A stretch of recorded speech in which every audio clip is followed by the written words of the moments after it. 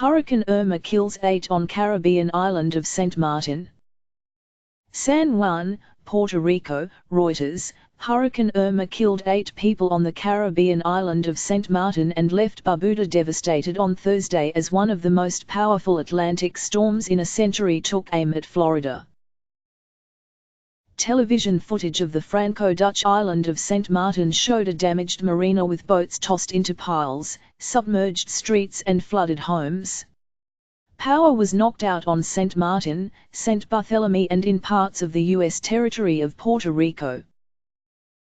It is an enormous disaster, 95% of the island is destroyed.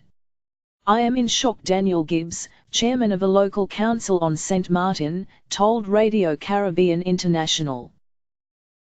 French Interior Minister Gérard Collomb said 8 people were killed and the toll was likely to rise. We did not have the time yet to explore all the shores, Collomb told Franceinfo Radio, adding that 23 people were also injured. In all, at least 10 people were reported killed by Irma on 4 islands. Irma caused enormous damage to the Dutch side of St. Martin, called Sint Maarten, the Dutch Royal Navy said.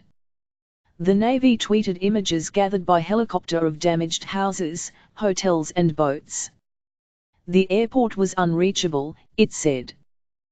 The hurricane was on track to reach Florida on Saturday or Sunday, becoming the second major hurricane to hit the U.S. mainland in as many weeks after Hurricane Harvey. The eye of Irma was moving west-northwest off the northern coast of the Dominican Republic on Thursday morning, the National Hurricane Center, NHC, said. The island of Barbuda is a scene of total carnage and the tiny 2-island nation will seek international assistance, said Gaston Brown, Prime Minister of Antigua and Barbuda. Brown told the BBC about half of Barbuda's population of some 1,800 were homeless while 9 out of 10 buildings had suffered some damage and many were destroyed. Rain and wind. We flew into Barbuda only to see total carnage.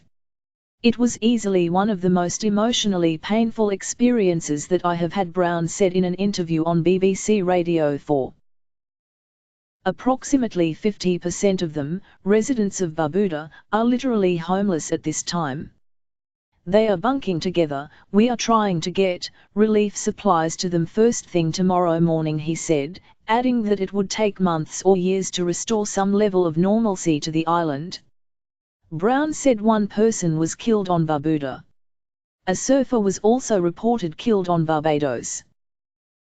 Irma hit Puerto Rico early on Thursday, buffeting its capital San Juan with rain and wind that scattered tree limbs across roadways. At least half of Puerto Rico's homes and businesses were without power, according to Twitter posts and a message posted by an island utility executive.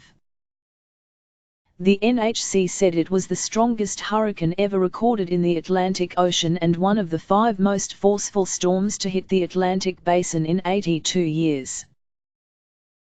Irma's precise course remained uncertain, but it was likely to be downgraded to a Category 4 storm by the time it makes landfall in Florida, the NHC said.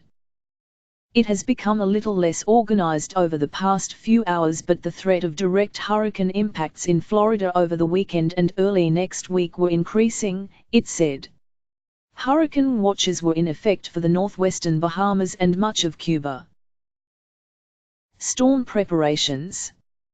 2 other hurricanes formed on Wednesday. Katia in the Gulf of Mexico posed no threat to the United States, according to U.S. forecasters. Hurricane Jose was about 815 miles, 1,310 kilometers, east of the Caribbean's Lesser Antilles Islands, could eventually threaten the U.S. mainland. The storm activity comes after Harvey claimed about 60 lives and caused property damage estimated as high as $180 billion in Texas and Louisiana. Florida emergency management officials began evacuations in advance of Irma's arrival, ordering tourists to leave the Florida Keys. Evacuation of residents from the Keys began Wednesday evening. Ed Rappaport, the Miami-based NHC's acting director, told 4TV that Irma was a once-in-a-generation storm. In Cuba, 90 miles, 145 kilometers, south of the Keys, authorities posted a hurricane alert for the island's central and eastern regions, as residents in Havana, the capital, waited in lines to stock up on food, water and gasoline. U.S. President Donald Trump said he and aides were monitoring Irma's progress.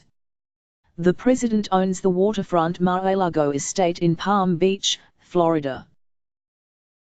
Trump approved emergency declarations from that state, Puerto Rico and the U.S. Virgin Islands, mobilizing federal disaster relief efforts.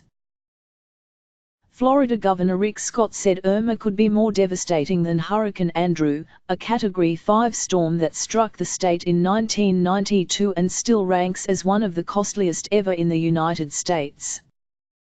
Residents in most coastal communities of densely populated Miami-Dade County were ordered to move to higher ground beginning at 9 a.m. at 1300 GMT on Thursday, Mayor Carlos Jimenez said.